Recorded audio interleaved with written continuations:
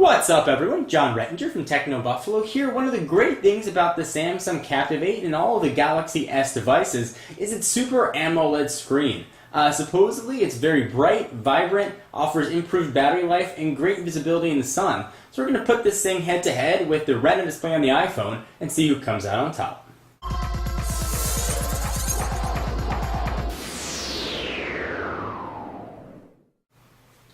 So you may have heard a lot about the Super AMOLED technology, and essentially what that means, instead of the touch-sensitive mechanism sitting on top of the glass display, it's actually integrated into the glass itself. So what is that going to mean to you, the end user? Well, it's going to translate into improved battery life, better visibility in direct sunlight, and supposedly brighter, more vibrant colors. So we're going to go ahead and check this out, and just a quick refresher here. The Samsung Captivate for AT&T on the right has a 4-inch capacitive touchscreen with a resolution of 480 by 800, and right next to it here on the left we have the iPhone 4 Retina display and a resolution of 960 by 640 on a 3.5-inch screen. So we just do that math and multiply them together. The Captivate's going to give us about a 384,000 as opposed to the 614,000 on the iPhone 4. So you expect that to translate to an improved display on the iPhone. We're going to go ahead and put that to the test and see if the numbers actually translate.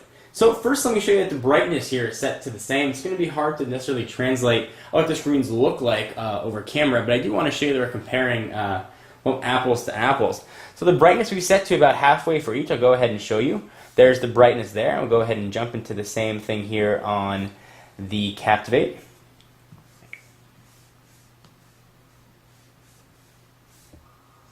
And brightness, you can see we're just about halfway there as well.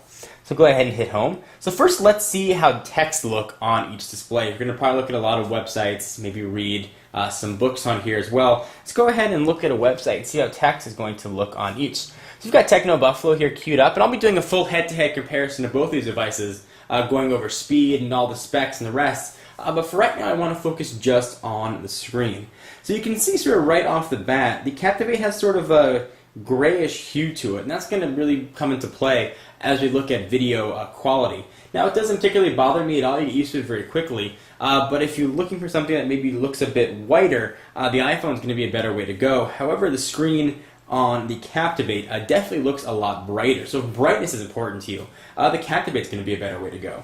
So let's look here at the screen pixels and sort of what we can see. I'm going to go ahead and zoom out on each sort of as far as we can go. And there we go, we are zoomed out. And just by a pure content standpoint, you can see what's shown on both screens. So the iPhone, if you remember, has a resolution of 960 by 640, and the Captivate is 480 by 800. So the horizontal resolution is going to be a bit higher, and you can sort of see that come into play. The content that we can see here, that sort of cuts off right at that Old Spice ad on the iPhone. You actually see almost 1.5 more articles here on the Captivate. So you're actually going to get more content be visible on the Captivate. So go ahead and zoom in, let's see how text looks. Go ahead and zoom in as far as we can here on the iPhone and pick the first article. Looks very crisp, we have no pixelation. The Retina display is very good for that. We'll do the same thing here on the Captivate. Go to the same spot, same article. And again, I'll be doing a full browser comparisons and tests, and that's sort of as far as we can zoom in here. And notice again that it looks very clear, crisp, we have no pixelation, very hard to tell the difference between these two displays. Again, you can see a bit of a color hue in the white background on the Captivate that you can't see on the iPhone 4. However, you notice this when they're next to each other. However, when you have the Captivate on its own, it's hardly noticeable at all. Very similar to if you go look at two TVs at a big box store and you see a $5,000 TV sitting next to a $2,000 TV right next to each other, you can definitely see a difference. But when you get sort of the lesser one home, you can't notice it. Now, I'm not saying the Captivate is a lesser phone or lesser display. Just from a color standpoint, once it's on its own, you really don't recognize it. So this is really going to come down to a personal preference. If you don't mind that color hue, you are going to get much more content on the Captivate. And when you zoom in, you don't get that pixelating effect. So text looks fantastic on each. This one is really going to be a personal preference. Let's go ahead and jump on into video and see how video looks on each. These are both very heavy multimedia devices. Let's go ahead and take a look and see how each one approaches video. So we'll go ahead and use the same YouTube clip on each. I was rendered in full 720p. We'll use one of my unboxing videos for this. So we'll go ahead and jump into YouTube here on the Captivate. And it's going to queue up here a Droid unboxing video I did, and I'll do the same thing here on the iPhone 4. And I'll go ahead and sort of turn this volume down a little bit, and you can go ahead and see what the picture looks like on each. I'll go ahead and kick this down, and now you can sort of see the video quality. And as the video sort of starts to play, you'll notice that they both look very good and very clear and crisp. However, you still sort of have that color hue in effect on the Captivate that you don't have here on the iPhone. But it is definitely something to keep in mind. Video-wise, they both look fantastic. Again, the Captivate looks a little bit brighter at half brightness than the iPhone 4 does. Just something to sort of keep in mind. If I turn the brightness all the way up, it wouldn't really capture it on camera. But when the brightness on both are turned up all the way, the Captivate still does look a bit brighter. So you can sort of see here what video is going to look like. You can sort of see the difference as they both go to play. It both plays video fantastically. You're really not going to go wrong with either device. It's nice to see an operating system like Android really embrace media like the Captivate and the Galaxy S has here. It really does a fantastic job handling all different types of video.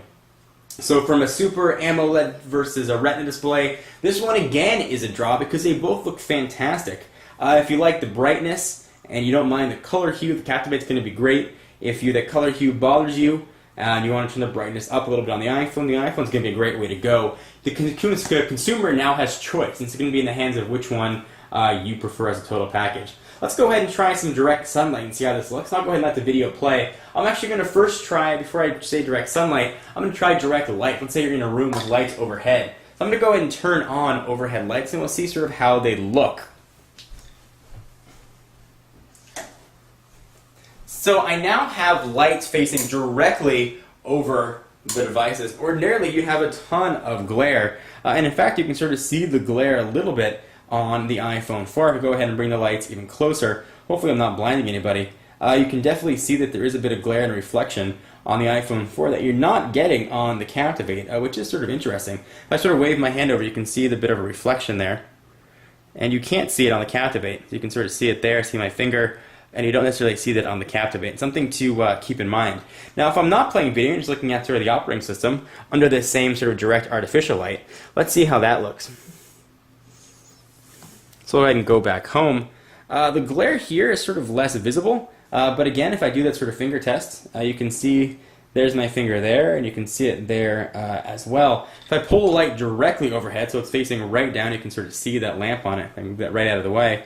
You do get a bit of glare here and a bit of glare here. Let's go ahead and look at some text and see how text looks under this artificial light. Well, I can tell you, we'll go ahead and zoom in a little bit. So text on each is definitely visible, and this is one way where that hue may sort of come into to help the Captivate. It actually makes the text a bit more visible in direct sunlight. Now, if you're looking at it right here, you can sort of see the reflection of the lamp, and you can see that cannot see my finger there really on the iPhone. You can't really see it there either. Now, if I switch these, since the lamp is off to the left, let's see if there's any sort of difference there as well to keep everything fair. So you can see the reflection now on the iPhone. If I move that out of the way, you can see the fingers there, and you can't see it here as well. So the Super AMOLED does perform a bit better in direct artificial light. Let's go ahead and see how it's going to perform in direct sunlight. Alright, so here we are right in direct sunlight. I've got the light coming in from the left-hand side. We're in the middle of a big heat wave here in Southern California, not a cloud in the sky, so there's no shortage of sunlight. Let's see how both perform here. They both look very good still in direct sunlight. You can still see a bit of reflection if I have my hand over it, but the text on each is definitely visible. Much more visible than I've seen on different devices. The iPhone 3GS, for example, was not the most visible in direct sunlight. And other Android devices, for instance the Nexus 1, I had some trouble with. So both these phones look to sort of address that issue. Now what if I switch these around since the sun is coming in from the left side? Both appear to be a bit better, don't really have any viewing issues, which is quite nice. So again, if we have to make a conclusion about this, we've looked at text, we've looked at video, we looked at direct overhead light, and now direct sunlight. Both displays seem to be very, very comparable. They both look gorgeous. These are displays you have to really see to appreciate. It's not really going to do them justice on the camera. They both look really, really nice. And the moral is that you're not going to go wrong either way. If display is your only thing to choose from, you really have your work cut out for you. This is going to have to be a draw. Both of these just look very good. So when I do my head-to-head of the Captivate versus the iPhone, I will do a screen round, and I'll reference back to this video, and that round is going to be a dead even heat, because both of these, again, just look really nice. So hats off to Samsung, hats off to Apple for putting very, very good displays in both of their devices. I'm John Rettinger from Techno Buffalo. Be sure to check out their website for all of your technology news. For exclusive content, check me out at Twitter, twitter.com/John4Lakers. And I will see you in the next video. Bye-bye.